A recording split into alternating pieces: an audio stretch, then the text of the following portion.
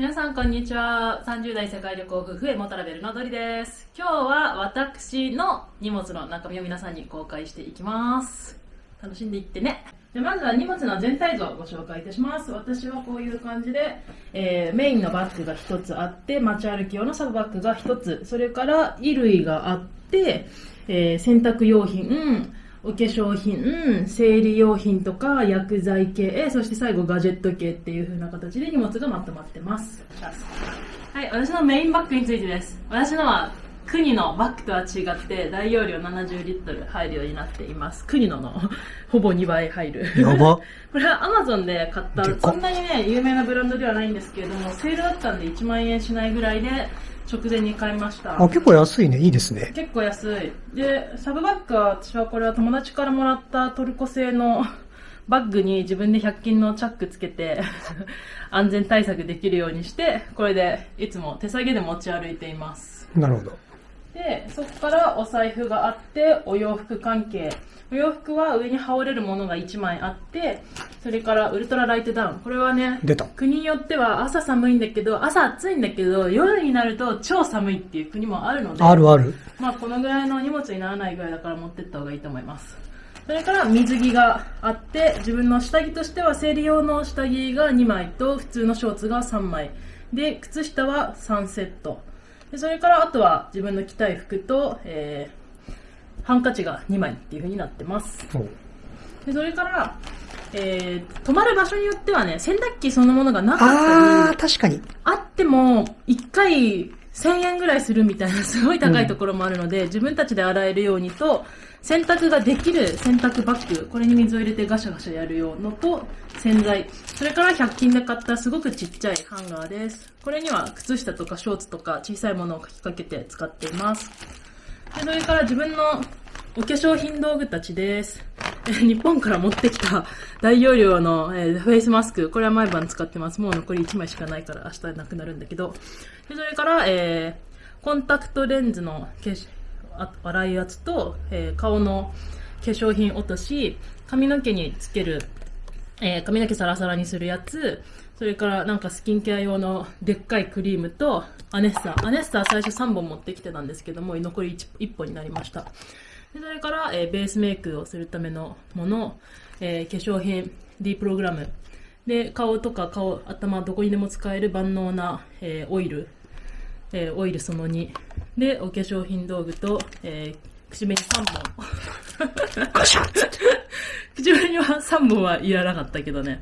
であと予備の化粧道具、マキアージュは私を使ってるので、予備のもので、それから、髪に使うワックス、体の毛を剃る様々なナイフ類と、あとは自分のメガネで、そして、くにちゃんからもらった香水をアトマイザーに入れて持ってきています。で、歯ブラシ関係だと、歯を磨く歯ブラシと歯間ブラシと、あと私は歯並びの整えるための矯正するマウスピースみたいなの持ってるので、それを持ってきてますと。でそしてめちゃくちゃ私の荷物の中で大部分を占めてるのが顔のビタミンなんだよね。これ私はすごい肌荒れしやすいタイプなので、これがビタミン剤2種類と、あと顔がもしも超荒れてニキビだらけになった時のための抗生剤っていうちょっと強い薬。これはまだ飲んでないけど念のため持ってきてます。が半年分。半年分なんかとんでもない量があってね。最初来た時なんかむちゃくちゃな量があったよね。そう。で、ニキビできたらニキビ用につける薬が2本、もっとあったけど、使ったからね。で、それがこれは漢方で、何に使うのかわかんないんだけど、やば。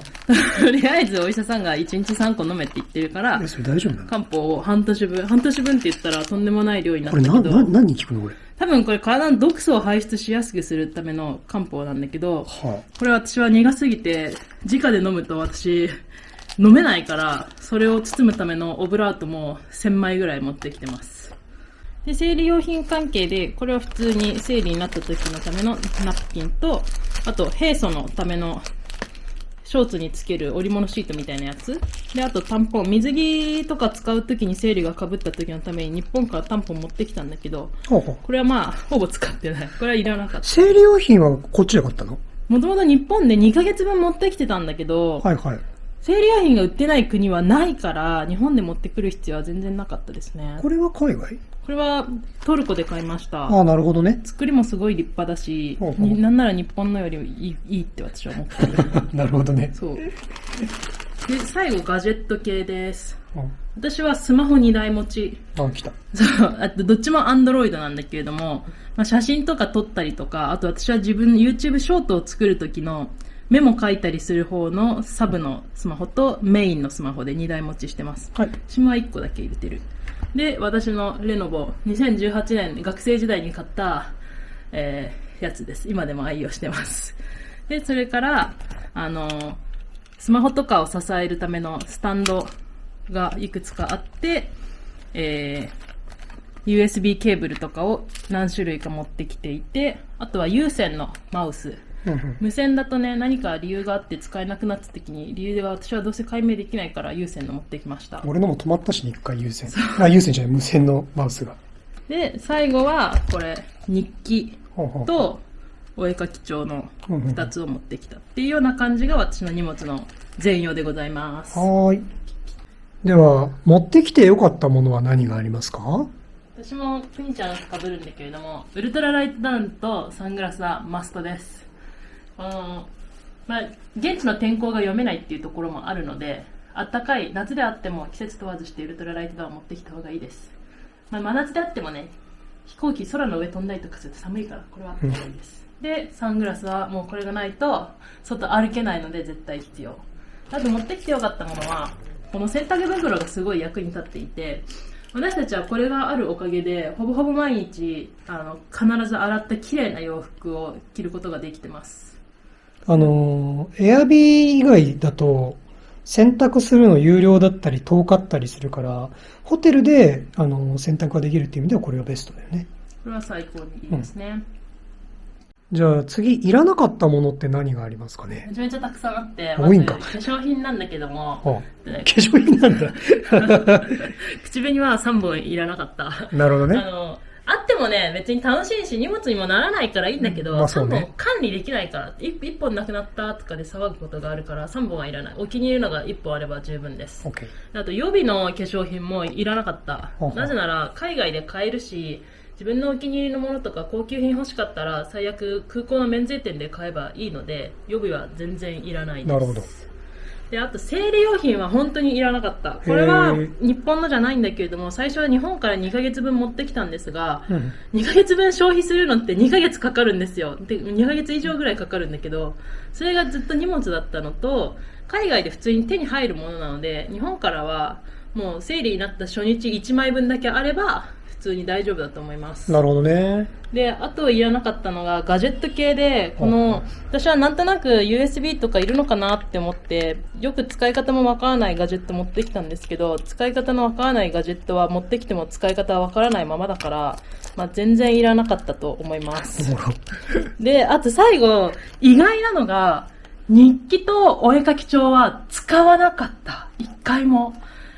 日記はね、これ、旅先での記録を書いて最高のダイアリーができると思ってたんですけど、実際にはもう行きたい先をちょっとメモるぐらいで全然使ってない。こんなに大きいのに。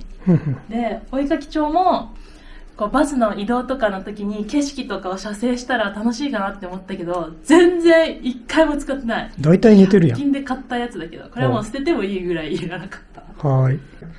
じゃあ逆にあったらよかったもの、日本で買ってきたらよかったものって何があります？現地で買ったんですが、スリッパはあった方がいいです。なるほど。ホテルであろうとも、エアビーであろうとも、ちょっと床がどんな綺麗度かわからないから、これは全然あった方がいいです。室内履きとして持ってきた方がいい。あ、確かにね、かなりね。そう。汚れてるもんね、結構ね。気になる人はね、いると思うから、これは必需品ですね。はい、あとは赤すりだ。体を洗う赤すりが、最初はね、こうやって手でなんか、シャワーのやつとか、シャワーじゃないや、体洗うやつとかで洗ってたんですけど、普通に赤とか溜まるんで、そうですね。赤すりあった方がいいです。はい。じゃ最後に、女性の方は意外とこういうヘアトリートメント持ってきた方がいいです。というのも海外ではすごい静電気が発生して、髪の状態に関わらず、髪がパサパサになってる感じがするんですね。なのでヘアセラムとか持ってくると良きです。以上で私ドリの、優雅な荷物紹介を終了いたします。ありがとうございました。